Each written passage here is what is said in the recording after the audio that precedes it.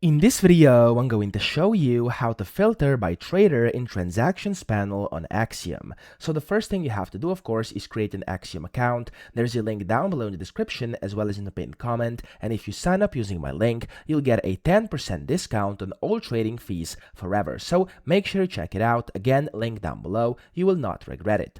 So to actually filter by trader in the transactions panel, first you have to go ahead and just select one of the coins so you can get this set up. And then here on the right hand side, you must open up the traders panel. Okay, so click on trades panel, and then here click on this button at the very top right here. As you can see, click on this button to open up the settings, and then it's going to say show filter button by trader.